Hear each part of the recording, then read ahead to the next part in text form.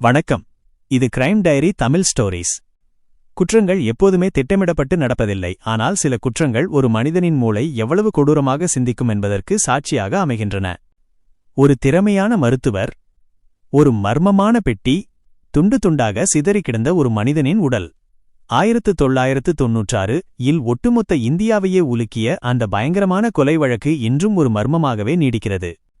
காதல், துரோகம், பழிவாங்குதல் என ஒரு சினிமா படத்தையே மிஞ்சும் அளவிற்கு விறுவிறுப்பான டாக்டர் ஓமனா வழக்கின் முழு பின்னணியைத்தான் இன்று நாம் பார்க்கப் போகிறோம். வீடியோவிற்குள் செல்வதற்கு முன்னால் இதுபோன்ற உண்மைச் சம்பவங்களை அறிந்து கொள்ள நமது சேனலை சப்ஸ்கிரைப் செய்து கொள்ளுங்கள்.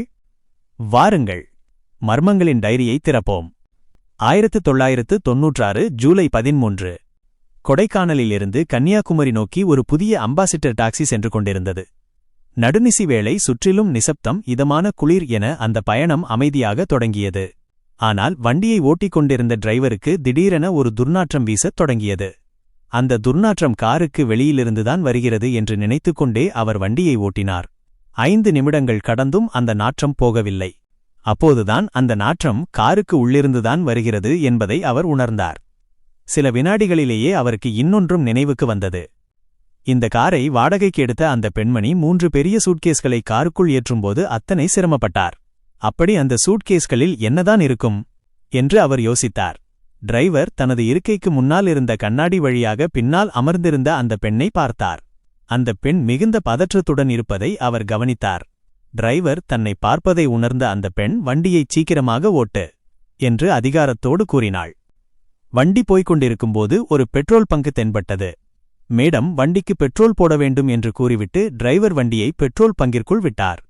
வண்டியை நிறுத்தியவர், மேடம், நான் வீட்டில் சொல்லிவிட்டு வரவில்லை, ஃபோன் செய்துவிட்டு வருகிறேன் என்று கூறிவிட்டு அங்கிருந்து நகர்ந்தார். உண்மையில் அவர் போனது போலீசுக்கு தகவல் சொல்லத்தான். போலீசாரிடம் தனது சந்தேகத்தை பகிர்ந்து கொண்டார். உடனே போலீசார், காரை எடுக்க வேண்டாம், ஏதாவது சாக்குப்போக்கு சொல்லி அங்கேயே இருங்கள், இதோ நாங்கள் வந்துவிடுகிறோம் என்று கூறினர். டிரைவர் சரி என்று சொல்லிவிட்டு மீண்டும் காரின் அருகே வந்து பார்த்தபோது காரின் கதவு திறந்திருந்தது. உள்ளே இருந்த அந்த பெண்மணியை காணவில்லை. இவன் ஒருவேளை போலீசுக்கு தகவல் சொல்லப் போயிருப்பானோ என்று சந்தேகமடைந்த அந்த பெண் டிரைவர் இல்லாத நேரத்தில் காரை விட்டு இறங்கி தப்பிச் சென்றிருந்தாள். அந்த நேரத்தில் போலீசாரும் அங்கு வந்து சேர்ந்தனர். அந்த பெண் காணாமல் போனதை டிரைவர் போலீசாரிடம் கூறினார். உடனே போலீசார் அக்கம் பக்கத்தில் தேடி பார்த்தனர். அப்போது அருகிலிருந்த ஒரு பேருந்து நிறுத்தத்தில் முக்காடு அணிந்தபடி மறைவான இடத்தில் ஒளிந்திருந்த அந்த பெண்ணை கையும் களவுமாக பிடித்தனர்.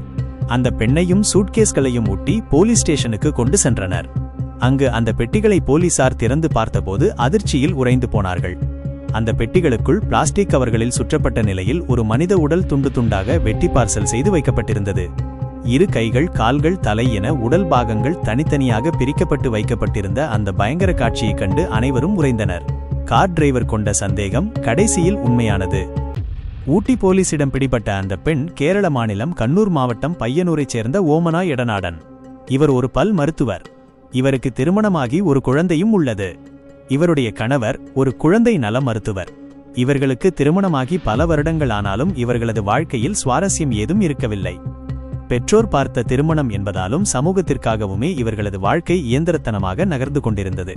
அந்த சமயத்தில் ஓமனா தனது வீட்டை அழகுபடுத்துவதற்காக இன்டீரியர் டெக்கரேஷன் ஒரு ஒப்பந்ததாரரை நியமித்தார்.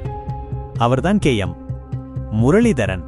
அதே ஊரை சேர்ந்த முரளிதரனுக்கும் மனைவி, குழந்தை என ஒரு குடும்பம் இருந்தது. பார்ப்பதற்கு வசீகரமாகவும் கனிவாக பேசக்கூடியவராகவும் இருந்த முரளிதரனை ஓமனாவுக்கு பிடித்து போனது. வேலை நிமித்தமாக தொடங்கிய இவர்களது பேச்சுவார்த்தை காலப்போக்கில் கள்ளக்காதலாக மலர்ந்தது. இந்த தவறான காதலுக்கு முதல் தூண்டில் போட்டது யார் என்று தெரியவில்லை. ஆனால் ஒருவர் தவறான வழியை தேர்ந்தெடுப்பதன் விளைவு எவ்வளவு மோசமானது என்பதற்கு இவர்களது வாழ்க்கையே சாட்சி. இருவரும் சுற்றுலா செல்வது, விடுதிகளில் தங்கி உல்லாசமாக இருப்பது என தொடர்ந்தனர். ஒருபடி மேலே போய் கணவர் இல்லாத நேரங்களில் வீடுகளிலேயே இவர்களது லீலைகள் தொடர்ந்தன. இந்த காலகட்டத்தில் முரளிதரன் ஓமனாவிடம் கடன் கேட்கத் தொடங்கினான். ஓமனாவும் பணமாகவும் நகையாகவும் கொடுத்தார். கடனை திரும்ப கேட்டபோது முரளிதரன் அதை தர மறுத்ததோடு நம்முடைய உறவை ஊர் மத்தியில் அம்பலப்படுத்தி விடுவேன் என்று மிரட்டத் தொடங்கினான். ஆனால் முரளிதரனுக்கோ இது வசதியாக போனது. சந்தோஷத்திற்கு சந்தோஷம், பணத்திற்கு பணம் என அவன் சுகம் கண்டான். ஓமனாவோ அவமானத்திற்கு பயந்து அவன் கேட்டபோதெல்லாம் அவனுடன் இருக்க சம்மதித்தார். இருந்தும் முரளிதரன் விடவில்லை. ஓமனாவின் கணவரிடமும் ஊர்க்காரர்களிடமும் தங்களது உறவை பற்றி சொல்லிவிட்டான். இதனால் கணவன் ஓமனாவை விவாகரத்து செய்தார். ஊருக்குள் மானம் போனது, கிளினிக்குக்கு நோயாளிகள் வருவது நின்றது என ஓமனா நிலைகுலைந்தார். இதற்கெல்லாம் காரணமான முரளிதரன் மீது எனது நகை மற்றும் பணத்தை திருடிவிட்டான் என்று ஓமனா போலீசில் புகார் அளித்தார். ஆனால் போலீசார் விசாரித்தபோது இவர்களது கள்ள உறவு வெளிச்சத்திற்கு வந்தது. பழிவாங்குவதற்காகவே இப்படி பொய் புகார் அளித்திருக்கிறார் என்று கருதி போலீசார் வழக்கை கைவிட்டனர். இந்த சிக்கல்களிலிருந்து தப்பிக்க ஓமனா மலேசியாவுக்கு சென்றார். அங்கு தனது அடையாளத்தை மறைத்து ஆமினா பிந்து அப்துல்லா என்ற பெயரில் போலி பாஸ்போர்ட் எடுத்து வேலைக்கு சேர்ந்தார். ஓரிரு வருடங்கள் அமைதியாக கழிந்த நிலையில் எப்படியோ ஓமனா மலேசியாவில் இருப்பதை தெரிந்து கொண்ட முரளிதரன் அவர் வேலை பார்க்கும் நிறுவனத்தின் எண்ணை கண்டுபிடித்து பேசினான். நீ போலி பாஸ்போர்ட்டில் வந்திருப்பதை உன் நிறுவனத்திடம் சொல்லிவிடுவேன் என மீண்டும் மிரட்டினான். பயந்து போன ஓமனா அவனை ஆசை வார்த்தைகளால் சமாதானப்படுத்தி பணம் அனுப்பியதோடு நைசாக பேசி அவனை மலேசியாவுக்கே வரவழைத்தார். மலேசியாவில் வைத்தே அவனது கதையை முடித்துவிட வேண்டும் என்பதுதான் ஓமனாவின் திட்டம். முரளிதரன் மலேசியா வந்ததும் இருவரும் கணவன் மனைவி போல தங்கியிருந்தனர். ஆனால் அங்கு அவனை கொலை செய்ய சரியான வாய்ப்பு கிடைக்கவில்லை. இதற்கிடையில் முரளிதரன் மலேசியாவில் இருக்க பிடிக்காமல் மீண்டும் பணம் வாங்கிக் கொண்டு ஊருக்கே திரும்பினான். ஊருக்கு திரும்பிய பிறகும் உன் ரகசியத்தை உன் நிறுவனத்திடம் சொல்லிவிடுவேன் என பழையபடியே மிரட்டத் தொடங்கினான். அந்த நிமிடம் ஓமனா ஒரு தீர்க்கமான முடிவுக்கு வந்தார். இவனை எப்படியாவது தீர்த்து கட்ட வேண்டும். மிரட்டிய அந்த தருணத்தை பயன்படுத்தி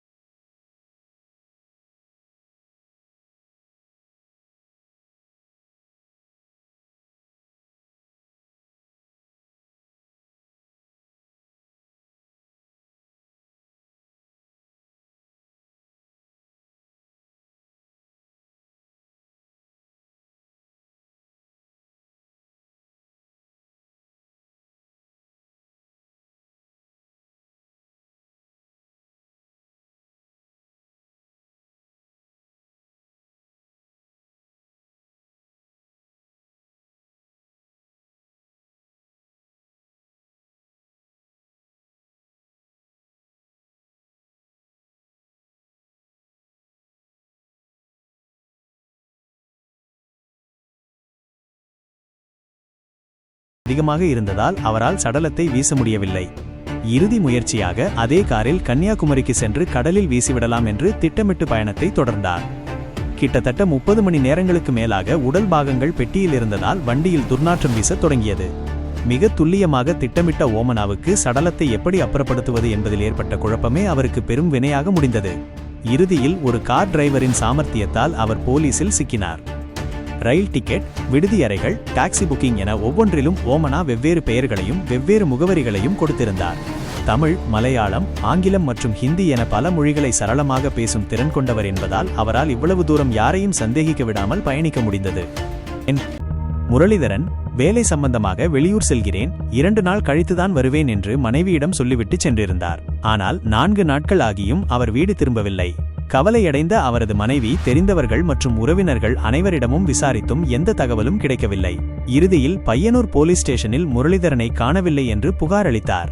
புகாரை பெற்றுக்கொண்ட போலீசார் விசாரணையை தொடங்கினர். முதற்கட்ட விசாரணையில் முரளிதரன் பையனூரிலிருந்து கோழிக்கோடு சென்றிருப்பது உறுதியானது. ஆனால் அங்கிருந்து அவர் எங்கு சென்றார் என்பது தெரியாமல் போலீசார் திணறிக் கொண்டிருந்தனர். அந்த சமயத்தில்தான் ஊட்டியில் ஒரு பெண் பிடிபட்டதும் அவரிடம் இருந்த பெட்டிகளில் ஒரு ஆணின் உடல் துண்டு துண்டாக வெட்டி வைக்கப்பட்டிருந்த செய்தியும் ஊடகங்களில் பரவியது. கேரளா மாநிலம் மற்றும் வயது போன்ற விவரங்களை வைத்து சந்தேகமடைந்த பையனூர் போலீசார் ஊட்டி போலீசாரை தொடர்பு கொண்டு விசாரித்தனர். அந்த விசாரணையின் அடிப்படையில் கொலை செய்யப்பட்டவர் முரளிதரன் தான் என்பது உறுதி செய்யப்பட்டது. இந்த வழக்கில் ஊட்டி போலீசார் பலமான ஆதாரங்களை திரட்டினர். இதில் முக்கிய சாட்சிகளாக ஐ விட்னஸ் கார் டிரைவர்கள் மற்றும் விடுதி ஊழியர்கள் அமைந்தனர். ஓமனா முதலில் ஊட்டியிலிருந்து ஒரு காரை வாடகைக்கு எடுத்துக்கொண்டு கோழிக்கோடு சென்று அங்கிருந்து முரளிதரனை ஏற்றிக்கொண்டு மீண்டும் ஊட்டிக்கு வந்துள்ளார். அந்த கார் டிரைவர் முரளிதரனை அடையாளம் காட்டினார். அதேபோல் அவர்கள் தங்கியிருந்த விடுதி ஊழியர்களும் அவர்கள் இருவரும் ஒன்றாக இருந்ததை உறுதிப்படுத்தினர். இறுதியாக சடலத்துடன் பிடிபடும்போது இருந்த கார் டிரைவரும் முக்கிய சாட்சியானார். மேலும் ஊட்டி மற்றும் கோயம்புத்தூர் விடுதிகளில் கழிப்பறை ஏன் அடைத்துக் கொண்டது என்பதையும் தடயவியல் துறையினர் ஃபோரன்சிக் டிபார்ட்மெண்ட் ஆய்வு செய்தனர். அங்கிருந்த குழாய்களில் இருந்து மனித மாமிச துண்டுகளை அவர்கள் கண்டெடுத்தனர். ஓமனா பயன்படுத்திய சர்ஜிக்கல் பிளேடு மற்றும் அவர் வெவ்வேறு பெயர்களில் தங்கியதற்கான ஆதாரங்கள் அனைத்தும் அவருக்கு எதிராக சமர்ப்பிக்கப்பட்டன. போலீஸ் விசாரணையில் ஓமனா எவ்வித பதற்றமும் இன்றி தான் எப்படி முரளிதரனின் உடலை வெட்டினேன் என்பதை விளக்கினார். இந்த வழக்கு நீதிமன்றத்திற்கு வந்தபோது ஓமனாவுக்கு ஆயுள் தண்டனை விதிக்கப்பட்டது. தண்டனை காலத்தில் 2001ஆம் ஆண்டு அவருக்கு ஜாமீன் கிடைத்தது. வெளியே வந்த ஓமனா அதன் பிறகு தலைமறைவானார். இதற்கிடையில் மலேசியாவில் ஒரு பெண் தற்கொலை செய்து கொண்ட வதந்தி கிளம்பியது. ஆனால் DNA பரிசோதனையில் அவர் ஓமனா இல்லை என்பதும் அவர் திருவனந்தபுரத்தை சேர்ந்த 45 வயது பெண் என்பதும் தெரிந்தது. ஓமனா இன்று வரை பிடிபடவில்லை. அவர் உயிருடன் இருந்தால் இப்போது அவருக்கு 72 முதல் 75 வயது வரை இருக்கலாம். கேரளாவின் சுகுமார குருப்பை போலவே தலைமறைவாக இருப்பதால் இவருக்கு பெண் சுகுமார குருப் என்ற பெயரும் உண்டு. ஒரு திறமையான மருத்துவர் தவறான உறவாலும் வஞ்சகத்தாலும் ஒரு பயங்கர குற்றவாளியாக மாறியதும் இறுதியில் தலைமறைவு வாழ்க்கை வாழ வேண்டிய நிலை ஏற்பட்டதும் ஒரு பெரும் துயரமே.